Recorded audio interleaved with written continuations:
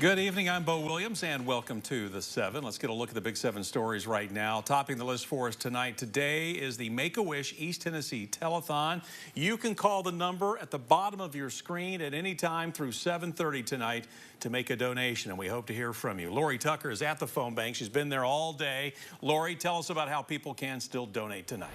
You can call. Pick up the phone right now, 865-582-4985. We have some new volunteers with us from our friends at Axle Logistics. Thank you so much for coming in and for your support of Make-A-Wish East Tennessee and the children it serves. It means so much. You know what? Thanks to you, too, for giving all day. We're here until 7:30 tonight, so you still have time to call or donate online. Let's take a look at the current total.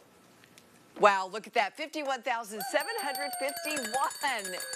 My goodness, it keeps growing. What a blessing. And let's keep it going. Give us a call, 582-4985. We will be back with some wonderful stories, and they just may include our friends at Axle Logistics. Just hang around and find out. Bo? That's what they call a tease in this business. Lori, thank you very much. And yeah, don't forget, call the phone number, or we have that QR code right there in the bottom or in the middle of your screen.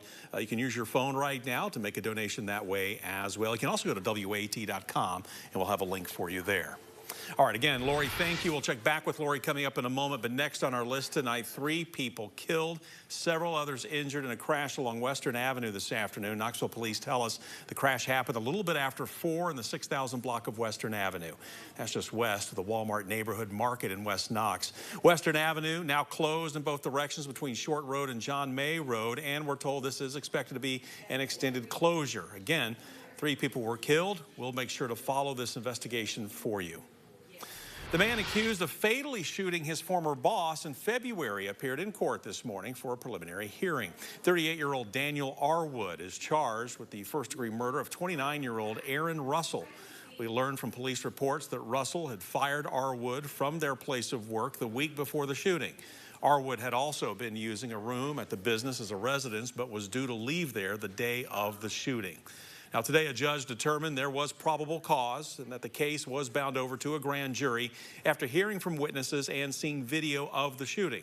Another employee of the business who witnessed the shooting and a Knoxville police homicide detective who responded to the scene testified for the prosecution. The defense called the assistant medical examiner to testify about the autopsy.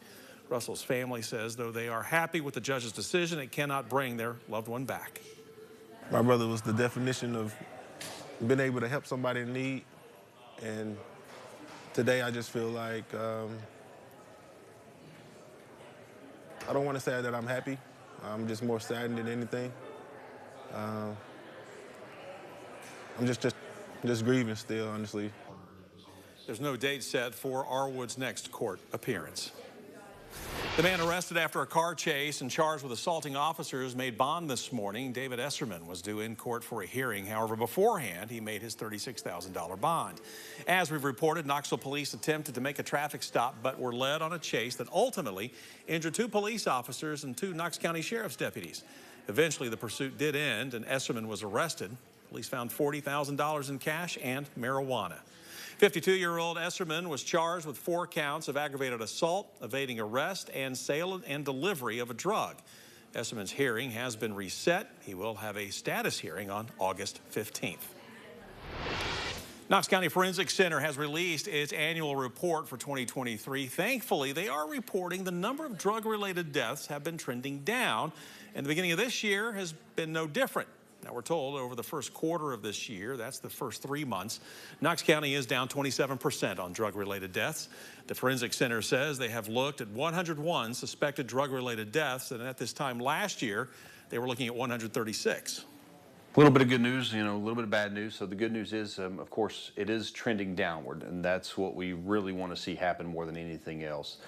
This is still the 3rd year in a row we've had over 500 deaths inside Knox County. So you figure in 3 years' time, that's over 1,500 lives lost. But a 5% decline is still a decline.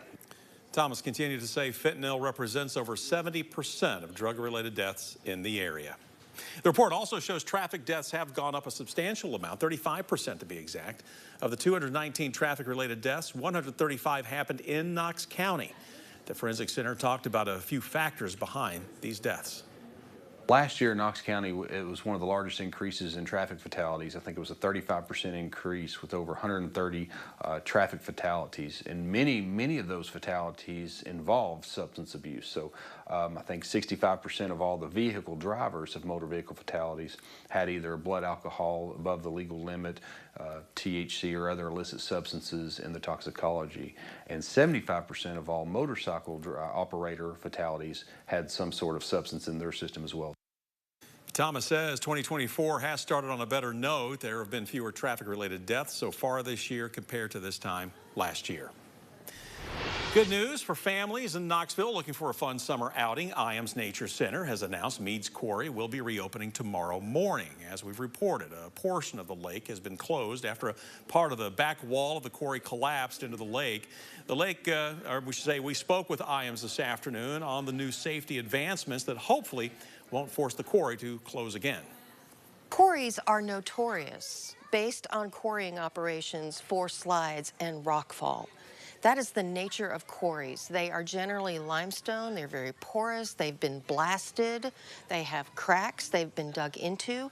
So the walls around it are not stable walls. That's just the nature of a quarry.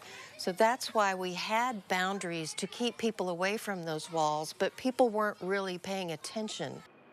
The Nature Center has installed new warning buoys and a floating rope defining what areas are safe to swim in. Now, the safe zone was created with help from the Tennessee Geological Survey that said the rock wall will still be unstable, but determined the best path forward is expanding the safe zone. And our final Big 7 story for you tonight. Knoxville's monthly celebration of the arts is expanding. This Friday, the Arts and Culture Alliance is hosting the first of a series of First Friday block parties with live music by the Merlin's Nest. The inaugural block party was planned for May 3rd, but canceled due to storms. Now, it begins tomorrow at 6 p.m. Along with live music, there will be more than 20 local artists and vendors, outside and inside. We caught up with a member from the Merlin's Nest, a dance fusion group, if you didn't know, who say their goal is to get everybody moving.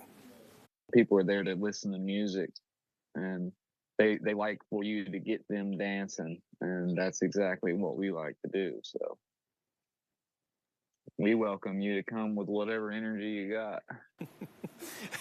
The Merlin's Nest will be right at the intersection of Jackson Avenue and Gay Street. That's where they'll be performing. The entire 100 block of South Gay Street between Jackson and Vine Avenues will be closed to cars to transform part of downtown into a block party.